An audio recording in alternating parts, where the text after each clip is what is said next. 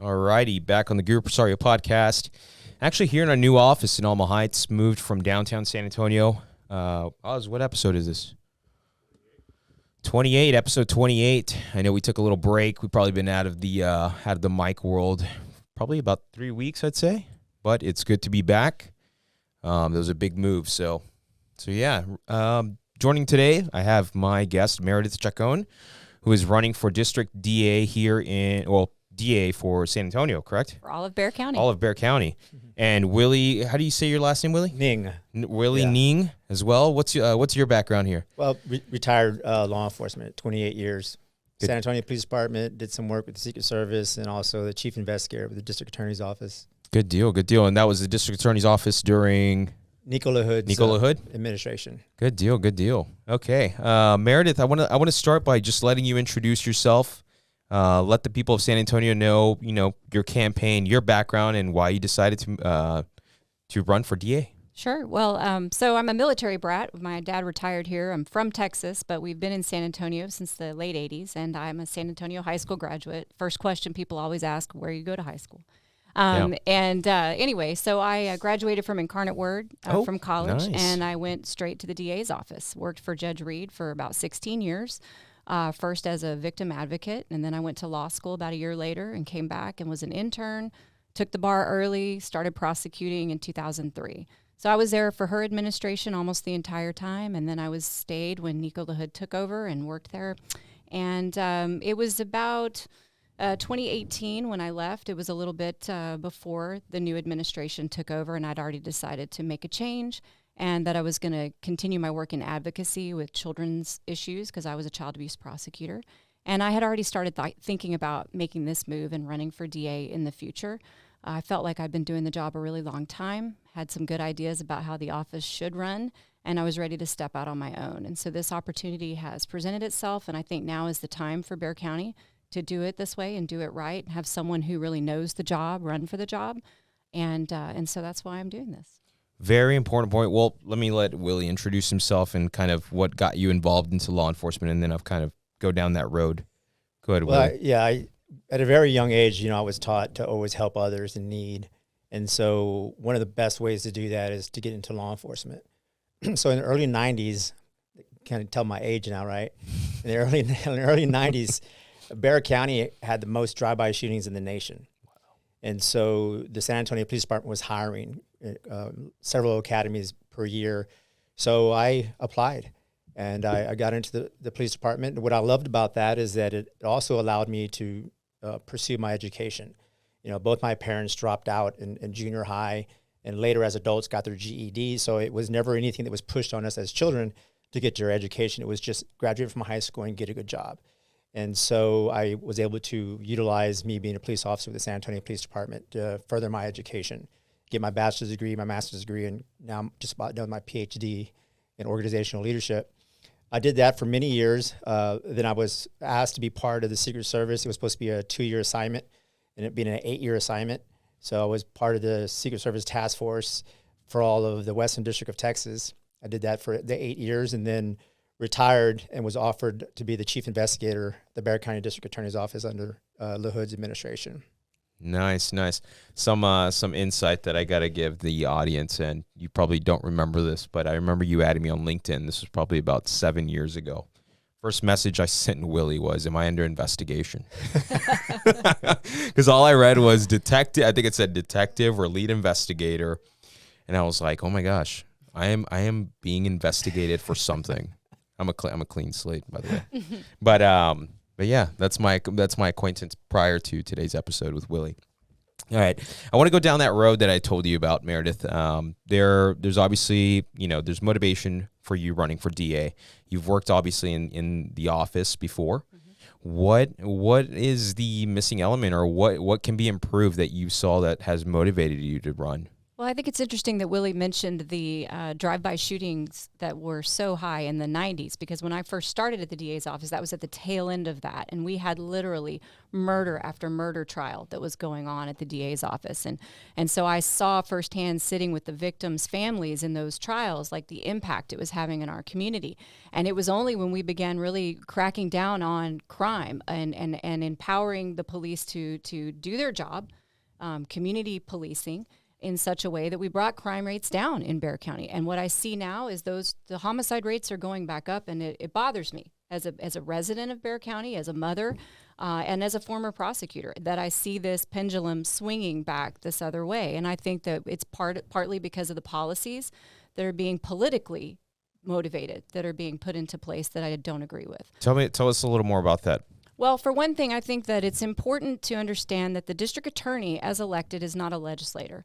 They are the person that's supposed to enforce and uphold the law. You take an oath to do that.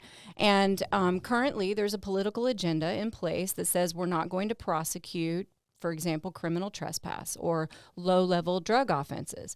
And I think there are ways to discuss issues that involve criminal trespass and low-level drug offenses that don't involve just not prosecuting. I think not prosecuting is ignoring a problem. It's a policy of inaction. And it allows for an atmosphere of lawlessness that then encourages more and more crime rather than stopping it where we can at a lower level. Additionally, you miss the opportunity to really offer drug treatment, mental health services, any kind of services you can to people who have these issues, because you're not interacting with them. If the DA's office is not accepting the charge, if they're just saying we're not going to enforce this law, which is the law, then police have no power to then bring those people in and have them screened. And so I think it has a really bad impact on law enforcement's ability to serve our community, because like Willie, most of them, 99% of them, want to protect and serve, right? And it undermines their ability to do that. And it also then you see crime start to swing back up, because these are similar to policies that were in place in the late 80s and early 90s. So it's just like it's a pendulum. And so we really have to get out ahead of it, because San Antonio deserves better. Who enacted that policy? Was it the current district attorney, or was it something he adopted prior? It was the current district attorney. He announced it as part of his campaign platform. Why do you think that people do that? I mean, honestly, when I've seen crime, there's always some kind of drug involvement in it, right? So it kind of buffoons me that somebody would say, hey, we're not going to prosecute. I mean, what classifies a low-level drug? I think you would have to look at their reports to say what they specifically, because it seems to be a moving target, to be honest with you, but certainly certain amounts of drugs. And there are cite and release policies that were started that began even before Mr. LaHood took office. Under Reed, there was a plan to do those sorts of things, and then it came into place. So there are other ways that still involve enforcement of law that don't have to equal incarceration. So I want to be clear. I'm not saying that everyone who possesses marijuana needs to be in prison. That's not my position. But as DA, you have to enforce the law. And so there are ways to address these problems. And when we see people who repeatedly have drug involvement to a level that it's causing law enforcement involvement, we need to address that as a society. And you can't do it if you're not having that engagement. And so it's this political agenda to try to effectively invalidate laws that are still on the books, that still need to be enforced, when your job and your oath is to enforce the law. Do you think marijuana is a big factor in that play, or is it more in terms of like methamphetamines, cocaine? Oh, it appears that there is a policy of non-prosecution for many different types of drugs. It's about the amount and how much and whether or not, I mean, I don't know. It seems to, like I said, it's a moving target. I practice criminal defense, and there can be times when we come to court and they are enforcing this or not that, and I really can't speak to what the current policy is today. It just seems to be a moving target, and definitely one of inaction. Right. What's your take on this, Willie? I want to hear your side of it. Well, I've always said you can't mix politics with public safety, because you screw over every time, every single time. Because what happens is then you start to lead off of your platform or actually emotion, and we can't do that. I mean, Lady Justice wears a blindfold for a reason, right? Because she doesn't care how much money you have or don't have, who you pray to, who you sleep with, what if you're a Democrat, Republican, Independent. It doesn't care. Lady Justice does not care. It's about the scales of justice. You balance all that, and we want equality, and everyone's treated the same. It's not fair that if you and I go to a hotel room in the lobby and they ask us to leave and we say no, you and I get arrested. But if the third person's with us is homeless and doesn't have a home, they don't get arrested, but you and I do. That's not equality. And that's peeking through the blindfold to find out, okay, I'm going to determine how I'm going to dictate justice and define justice based on who's committing it. And you'll screw it up every single time. That's what's happening now. And law enforcement officers are getting a little frustrated because they go out there, they're doing their job, they're risking their lives, they're making these arrests. Only that by the time they're done with the paperwork, the person's already walking out of the jail because they're being declined by the assistant district attorney who's at the MAG's office. We have to have consistency. I've always said, look, I understand that we want to reduce recidivism. We want to improve the quality of life of people, of all people. And those who are needing help, we want to be able to help them. But we're not going to be able to identify that need if we're not coming in contact with them. So many homeless people have actually been saved by, so what they do is they go through screening, right? They get arrested, they go booking, and then they go through a nurse, and the nurse screens them.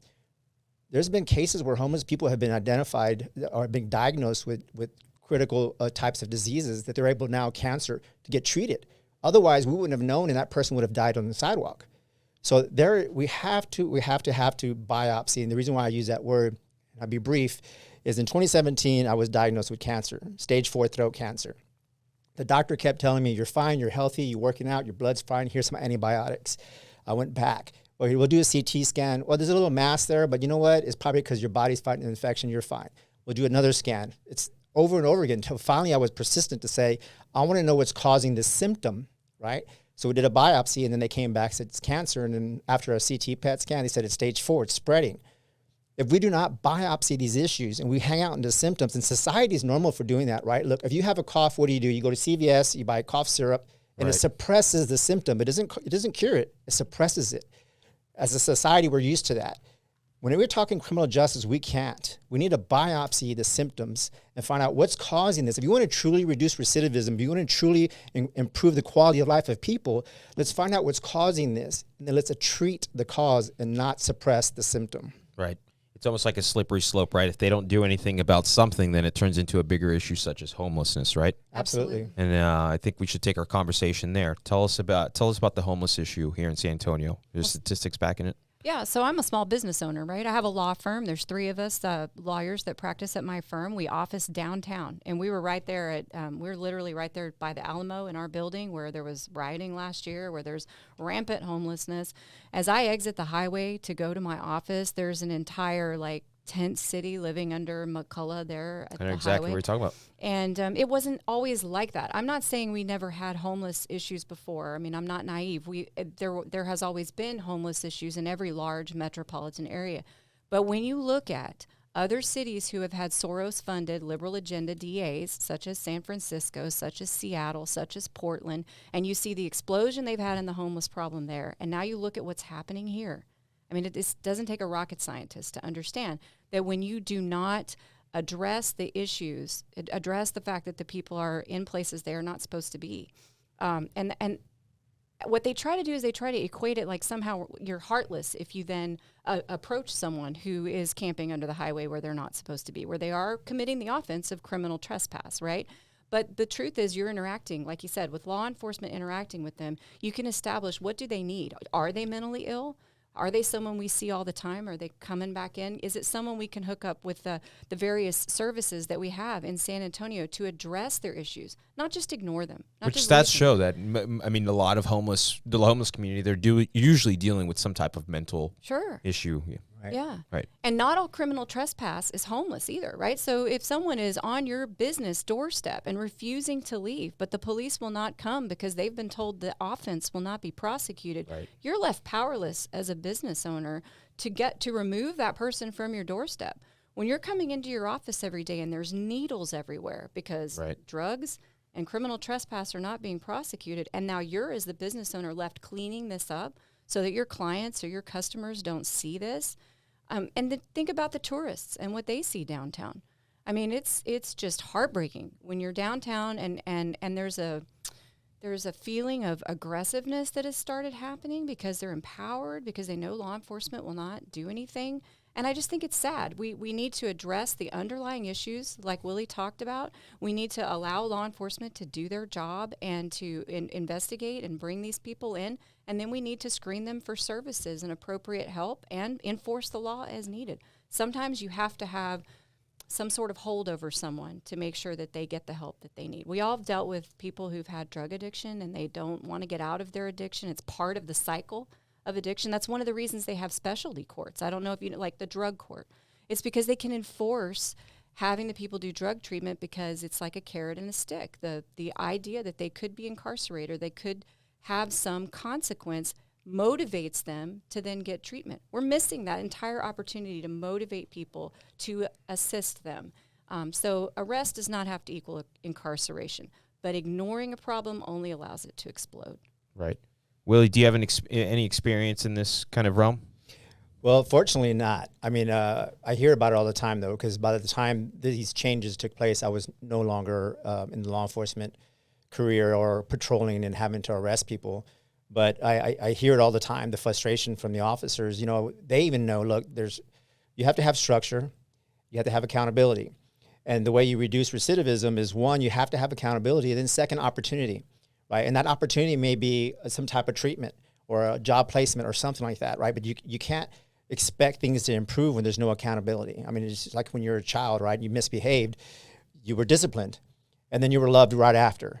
And so that's what needs to happen here. I mean, look, if you look, I don't care what city or what county you look up, if you look at the zip codes with high crime, there's no prosperity. Where there's high crime, there's drugs, right? Where there's high crime, there's no revitalization, no economic development, no workforce. Nobody wants to be in those areas. And so this, as we have weakened our public safety, we're weakening our prosperity in those communities. And we got to grab a hold of it before it gets too late, before we become these cities where it's just out of control. Right. Is the so I it seems like I see the disconnect in it. My first question before we dive down the disconnect rabbit hole is the city doing anything to take care of the homelessness problem?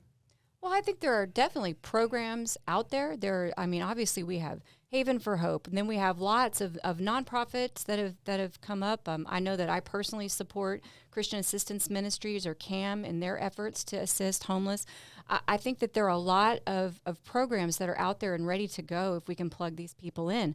I think we're missing an opportunity to plug people in when we're not enforcing the no camping and the criminal trespass. That sounds like a lot of the private sector making that move, though, right? If you say nonprofits, Haven for Hope being a nonprofit, but is the city actually, maybe we don't know, right? Is the city actually making any kind of effort to take care of this homelessness issue?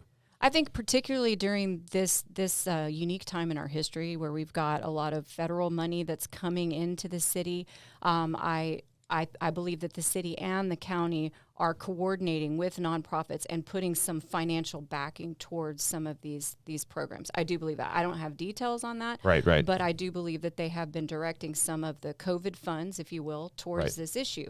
And I think there's obviously a portion of people that are so economically affected by what's happened during the pandemic that it's added to the issue, so that's appropriate.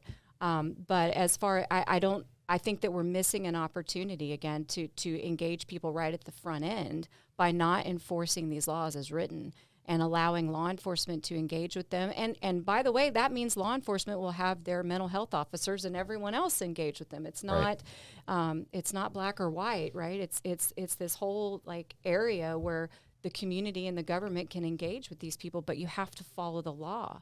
And so I think we really need to bring law enforcement back to the DA's office. Right. I will say this, though.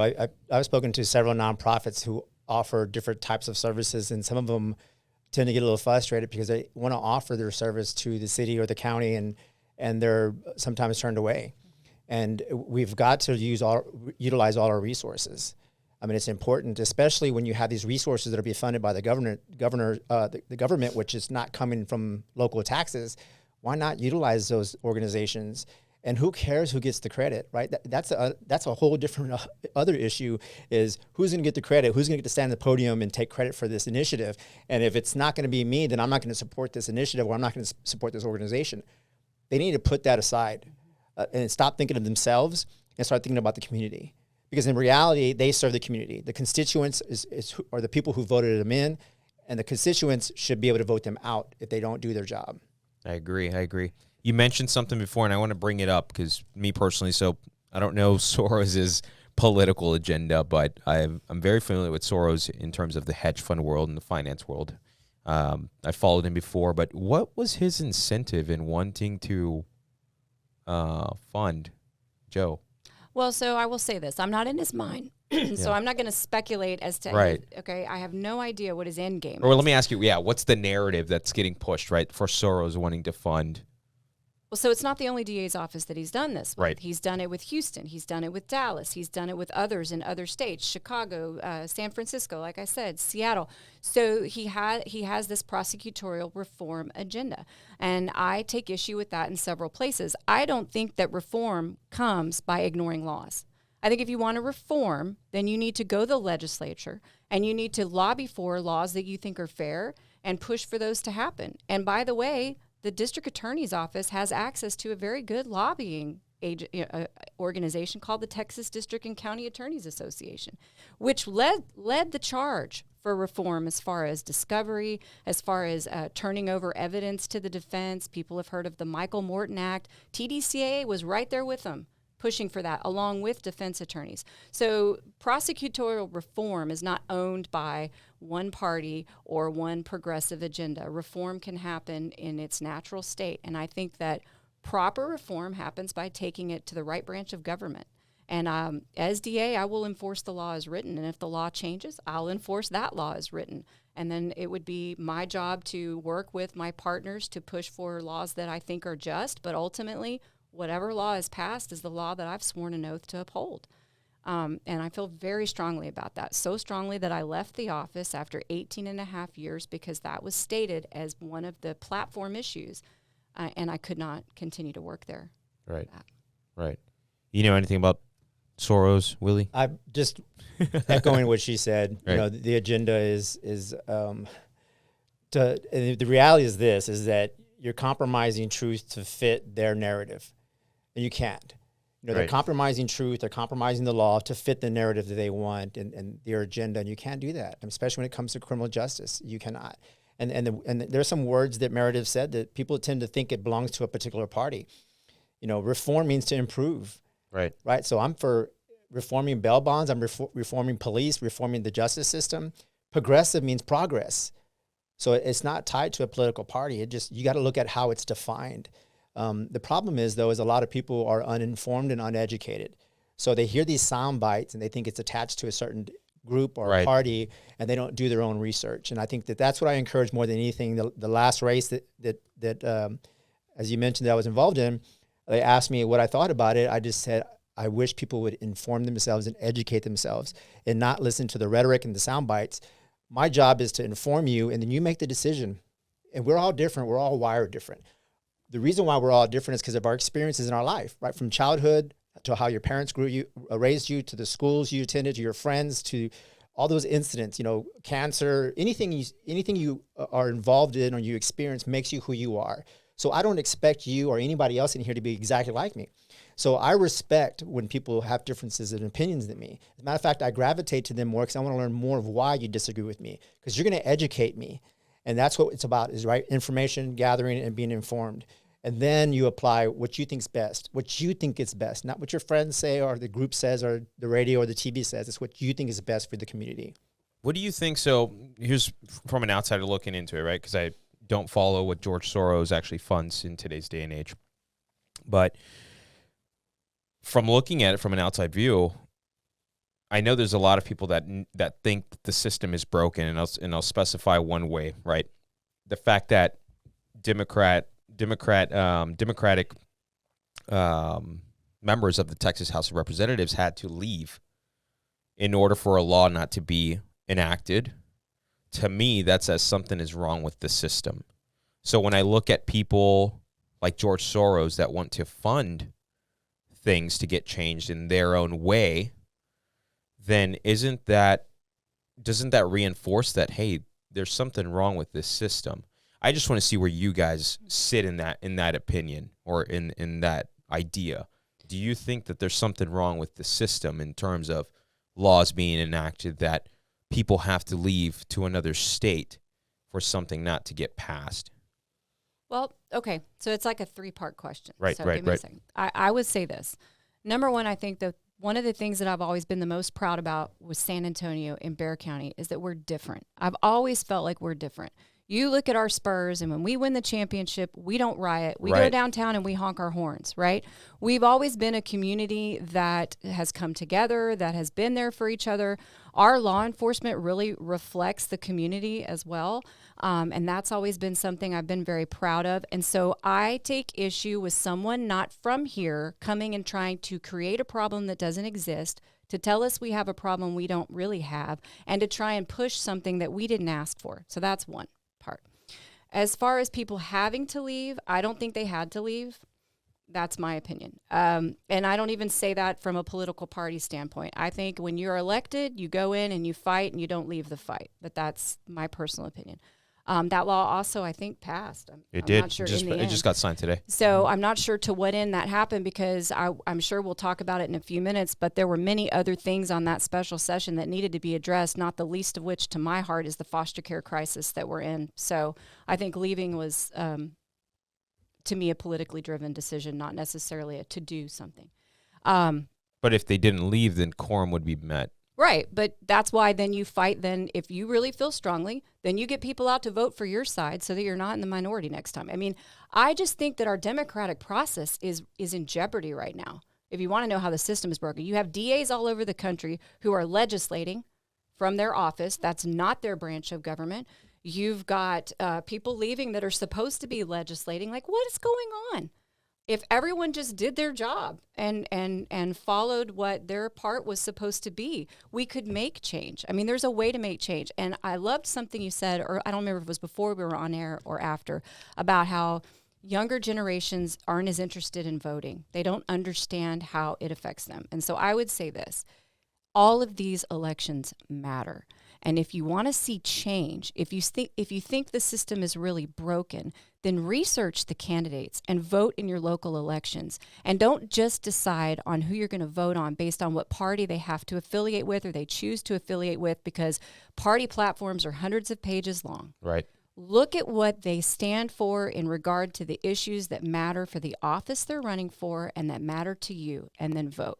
And I will tell you that I am interested in the issues that are Bexar County issues, not outsider issues. I'm interested in what people who live here, who work here, no matter what side of town they live on, the issues that matter to them, and making those issues a priority, not some outside person. Right. Appreciate that, Meredith. Yeah. Go ahead, Willie. So I think that there's a disconnect. And it's getting to the point now where people don't care what's being said. They all care about is who's saying it, right? If a Democrat's saying it, the Republicans shut it down. Right. If a Republican said it, Democrats shut it down. Right. That's the problem, is that people are putting politics before people. Yep. And again, it's screwing up the system. And I do believe there are issues here in San Antonio, obviously not to the extent of others. But when you have a poll, which we had last election, for 49% of the people that voted wanted to defund the police, there's an issue. Now, what that issue is, I don't know, right? Because I wasn't part of the information gathering. I haven't looked at the data. I'm not talking to the participants to find out why did you vote to defund. So to me, that was an eye-opener for me. Because as Meredith said, historically, we didn't have those issues here in San Antonio that we had in other areas of the nation. But for 49% wanted to defund to 51% who said, no, we don't, that's something to talk about. That is something to say, okay, back to my point, let's biopsy this issue and find out what's causing this 49% to feel this way. Because if we believe that public safety leads to prosperity, and there's an issue with public safety or the perception of public safety, then we need to find out what that is, and let's fix that before we become these other states and other cities throughout the nation where there's infighting. Right. I think the issue exists. Here's my take on it. I think the issue existed, right? Because if we could look at the devil in the details, and there are cases out there where police officers have gotten off with a slap on the wrist, right? Slap on the hand, not being held accountable for what they did. There's a couple of big stories out there, like the guy who, I don't know, fed a sandwich with feces in there, and there's many more out there. But the biggest thing is, I think collective bargaining, the portion of collective bargaining in that agreement is definitely flawed. Why? Because there are constraints within that collective bargaining agreement. For instance, the 48-hour time slot. you got to give a police officer 48 hours to, in my opinion, form an alibi before they're questioned. To me, that's a flaw, right? Because ideally, if you know the evidence, and all evidence has to be presented against them before they could get interviewed, that tells me that, hey, there's an issue there. And I think that ultimately is a motivating factor for that 49%, right? I agree. If police aren't being held accountable, police officers, and I have many friends. I love our police department here in San Antonio because I haven't met a bad soul in there. I know they exist. I haven't met them. I've only read about them. But I think that's the 49% driver, right? Accountability and that collective bargaining agreement, which they had the opportunity recently to, I think, to collective bargaining the right way with the input from the community. But if it didn't pass, there's going to be the community can't give their input in there. And I think that's a big disconnect, and that's a big problem. But to answer your question, I think that's the 49% that we're talking about. But not to steer away from that conversation. But I agree. There are a lot of things that need to be addressed, I think, in this system. I do think, like you said, Willie, there is a component that is broken. And yeah, that's just kind of my take. Well, I've always said one of the best attributes that any of us can have is self-awareness, right? So if you could identify your weaknesses and you could identify your strengths and admit to those weaknesses, and then you surround yourself with people that can supplement and provide that strength in your weakness. So many people, though, and so many agencies turn a blind eye and figure they don't think that they have a problem. Right. And there is a problem. You know, I'm glad you brought that example up because, I came on in 93 and there was a classmate of mine that, we were kind of worried about him, even in the academy. And several of us expressed some concern. Well, he had been arrested and received 6 different indefinite suspensions throughout his career and had been arrested 5 different times. A couple of times he was in uniform and they went and got him out of dispatch and cuffed him and arrested him. That's a problem. Right. And the issue was that the chief's hands were tied due to contract. Right. That he could not, and I don't understand that. I own a security business, and if I want to terminate someone, I don't want some other contract or agreement says you can't. I'm the owner. I should be able to terminate if I could justify that action. So he couldn't. Well, and I'll show you the article later. Yeah. He finally retired, moved out of state, gets into a shooting with 3 deputies. So now he's going to prison for attempted capital murder. Right. That was a bad seed within our agency that no telling what he could have done, damage he could have done, especially with the relationship between law enforcement and the community here in San Antonio. Right.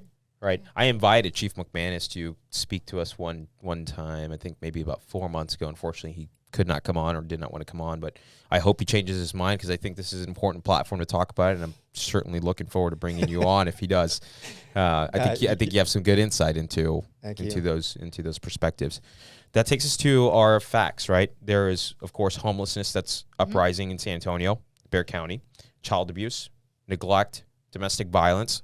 I know you just touched a portion on domestic violence. Meredith, I want to hear your take. With these rising statistics, what's the driver and what's the catalyst to fix this? So domestic violence and child abuse are where I spent the majority of my career as a prosecutor, that and human trafficking. And so there are a lot of factors that play into why domestic violence rates go up, child abuse rates, particularly with the challenges presented by the pandemic. I mean, we can't ignore the elephant in the room, right?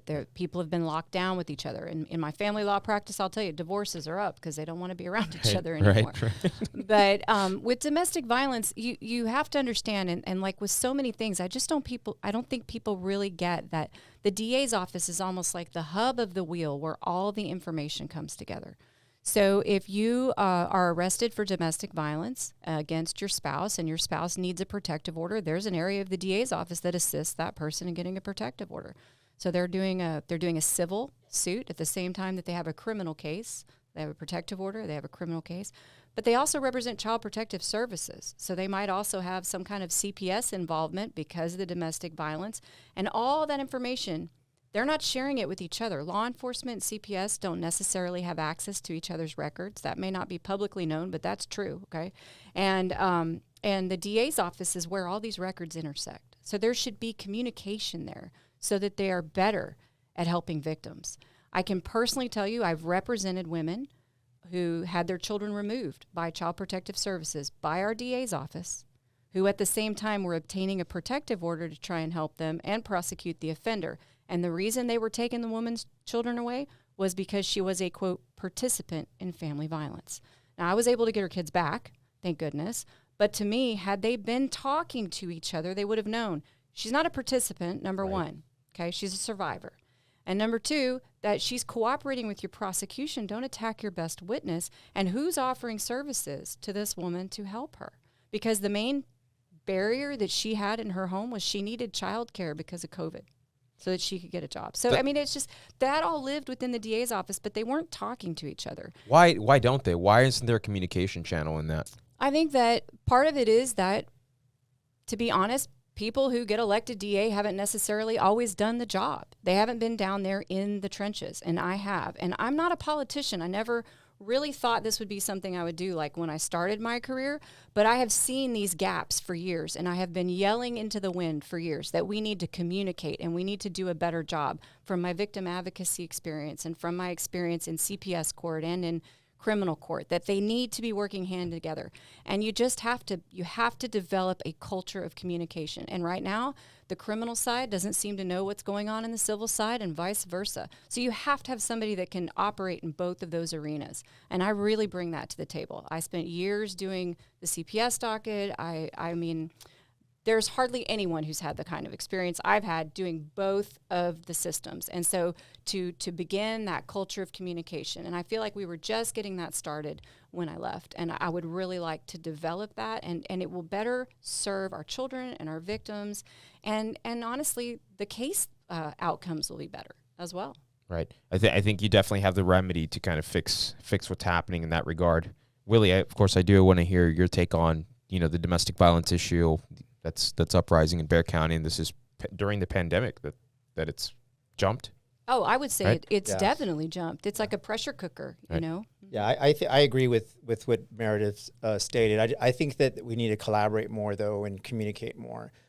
For several years, I worked in this undercover unit with SAPD, and I remember before we did a warrant, we would enter the information in the computer system where all these different agencies can see, just in case they were working the same suspect, or just in case they had an undercover officer in the house when we're going to run the warrant. So there's ways you can communicate amongst all different types of agencies, whether you're state or federal or local. There's ways to do that. There's still ways we could do that at the DA's office. So many times we were working on cases and we didn't even realize that downstairs they were working the same suspect, right? And they had more information than we had, but there was no communication. And that's within the same roof, right? So there's got to be a better way to communicate. Also, the other issue that I saw when I was at the DA's office is when you go to an agency and you explain things to them or say, we need this from you, sometimes they get a little offended and they feel like you're trying to tell them how to do their job. They need to get rid of that right. attitude. Again, it goes right back to serving the community. At the end of the day, all our responsibility is protecting the community. And that means collaboration, because not one office can do it alone. Ego aside. Exactly. Because it'll screw things up every single time. Do you think, Meredith, the district attorney would have a position in being able to establish, I would say, how do we remove the ego from that, right? How do you fix that problem? Oh, I think you need to look at creating this culture of communication, bringing people to the table. The district attorney is in a unique position to use their heft, right, to bring people to the table and say, let's just make this work. Okay, you're here on you're the law enforcement part of domestic violence. What do you need from Child Protective? Child Protective, what do you need from law enforcement? But someone who speaks both languages, who can sit there and say, let's work this out. I mean, it just takes coming to the table and working it out. And I think that when that communication starts happening and then they see good outcomes from it, everybody gets buy-in. You've got to get the buy-in. That's how you get the ego set aside, is you get people together and then you see some good outcomes and you have buy-in. And when I was able to make that work in a case, I mean, it was just amazing, the outcomes that you can get. So much better than when you're not communicating at all. And sometimes, as I mentioned, lack of self-awareness, sometimes you remove the ego by removing them from office. Because if you have no self-awareness, no matter how much you talk to that person, they're never going to admit that what they're doing is not effective and efficient. So that's when you have to educate and inform the constituents of the issues and then vote that person out. Right. Sometimes that's the only way to get rid of those egos. Right. I believe that. And that's what you see in corporations, right? Absolutely. If CEO is not doing the job or doing the job efficiently or the way that it should be, vote, the constituents, the board votes them out. And I'm glad you said that, because this is what I've told people, whether it's Chief McManus or the sheriff or whoever. Just because you have stars on your collar doesn't mean you know everything. Right. You don't. I mean, there's consultants for a reason, right? There's consultants that come into these organizations, Fortune 500, or sometimes they're not Fortune 500s, but the consultant comes in and gets them break that glass ceiling and they become that. The reason is that somebody comes in from the outside and they're looking through a different set of lenses. So just because you have stars on your collar doesn't mean you know it all. Right. Allow some outside people to come in and interject and give opinions on what they see, and don't get offended by it. Right. Take that information, break it down, and say, okay, is this applicable? Can we apply this to our workforce or our organization or police department? And if not, at least you could explain, great idea, but because of these barriers, we're unable to implement that. But at least listen and take it in, not think that, oh, I know it all because I'm on top. Right. Right. Yeah. The mistake that people make is they don't ask questions and they take everything as gospel. And we have to understand as a community, as an audience, that there is a human factor to what I do. I make errors. You make errors in your position. You make errors in your position, right? Because we're human. Right. And how do you drastically reduce those errors? And I think it's by bringing in community, whether it's through a board, whether it's through a committee, whether it's through constituents writing you and you actually responding. Right. All of those things help you reduce the human factor error that inevitably lives in everything. Right. When you talk about reform, Yep. when you talk about police reform or criminal justice reform, it doesn't start on the 7th floor at the DA's office. It doesn't start in the chief's office at the top of the building. It starts in the community. That's how you truly get reform. Right. Is you go into the community and find out what are the issues. Because this is the thing also, is I always tell law enforcement agencies historically they've led by authoritative and transactional leadership, right? Authoritative, you do what I say because it says so in the rules and regulations. Transactional is, which I hate to admit, but it happens, you scratch my back, I scratch yours. You do this for me, I'm going to give you this, right? It should be transformational. What that means is that you go down from the bottom, the boots on the ground, and into the community, and you work your way up, and you lead from the bottom up. Because the reality is this, McManus hasn't been on the streets in 30, 40 years. How can he tell the officers how to handle these calls when the culture has changed so much? Right. The culture has changed so much even within the last 5 years. So the policing needs to change to the culture. I'm not saying bend the facts and truth to narratives and compromise truth and run the agency by emotions, because again, we have a set of rules. But how we address those rules and how we address those crimes need to change. Agreed. Meredith, anything to say in that regard? Well, I think when we were talking about when you relate it to corporate, like I think that it's important to note that a district attorney, like the elected DA, like I would like to be, is then responsible to have your subject matter experts that work for you, right? You've got to get the best of the best to be your division chiefs, to deal with each of these issues. Because nobody should have the ego to think, I know better than anybody else about all of these things, right? So you bring in the best of the best that you can. You put your team together and you have your board meet and you make sure that you're addressing it. But Willie's right. You also have to be talking to the line people. Right. You've got to be, when I represented Child Protective Services and I was doing a lot of training, I probably trained thousands of caseworkers on courtroom decorum, how to testify, and then about the different changes in the law. Every time the law would change, we'd go out and do trainings because we represented them. But it was really important to spend that time meeting with my caseworkers and finding out what was going on out in the field. And invariably, if they had a child abuse case that had a criminal component, I would find out so much. And I would be sending emails to the criminal prosecutor, like, we need to talk. Because it's those people, the line workers, the people down at the lowest level that are going to give you the best information. And so you gotta have all that working together in order to address these issues. And so you'll hear about what's really going on when you talk to the people down here, and then you have to filter it through your legal experts up here and develop policies that address all of those things. Right. Looking at the space, you coming in in a position of DA, do you think that the accountability for law enforcement is going to be reinforced? Yeah, I think it's very important. When I tell you that I'm tough on crime, I'm tough on crime. I don't really care who the defendant is, okay? So in my own personal career, I prosecuted a defense attorney. So it was like taking on one of our own, right? Like accusing another lawyer of very, very bad things. And he was prosecuted for human trafficking, and he went away for 80 years. And it was very eye-opening to me how much the bar kind of was like, are you sure what you're doing? Because he's a lawyer, you know, and I had to kind of push back against that. Right. Like, it doesn't matter who Right. the person is. So I say this, I love my law enforcement brothers and sisters. These people are dear to me. I was a prosecutor for many, many years. I have a lot of friends who are police officers, detectives. They work very hard. But if someone uses that badge Right. or does something wrong while wearing that badge that needs to be prosecuted criminally, I have no fear about that. I do not care who you are.